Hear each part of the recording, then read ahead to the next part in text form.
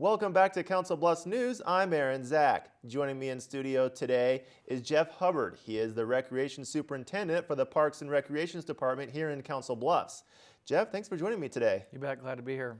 Today we're going to be talking about the Bayless Park tree lighting ceremony. It's an annual tradition here in Council Bluffs, and it's going to be happening November 17th, which is a Thursday at 6 o'clock. So let's talk about the history of it. Sure, and I think it started about 18 years ago.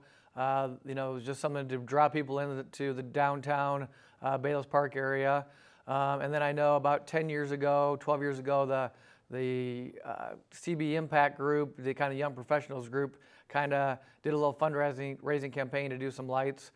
So there were lights all up and down the Hubbard block, down Main Street and all over Bayless Park. And those lights have kind of taken a toll of the years of being put up and taken down. So it was about 4 years ago where we did the ceremony and there weren't a whole lot of lights up, so there weren't the oohs and ahs like we've had in the past. So the mayor kind of took a look at the program and what we could do. He decided we needed to bring back the oohs and ahs. So last year he did some fundraising and got the Holiday Dynamics people at Omaha to come in and drop a plan. And so last year we kind of unveiled the new Bayless Park lighting ceremony and lights and everything, and the oohs and ahs came back. So we're excited. This is our second year of the new lighting schemes at Bayless Park, and proud to keep that tradition going. Each year, you guys seem to get bigger and better. Like you said, this year is going to be your second year, and it's going to be bigger and better because I know. And how's it going to be bigger?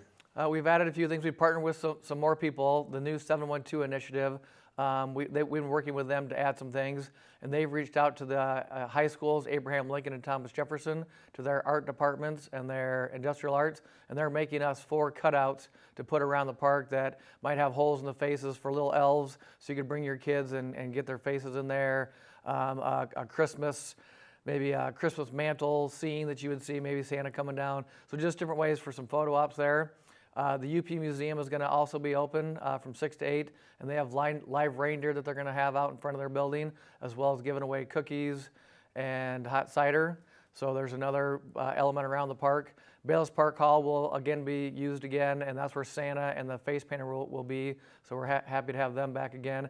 And then the Hubbard block is actually adding new Christmas lights to their trees along the Hubbard block. So if people want to hang out at Bayless Park, see Santa from 6 to 8, they can, and then maybe take another holiday stroll down towards the Hubbard block and check out the lights down there.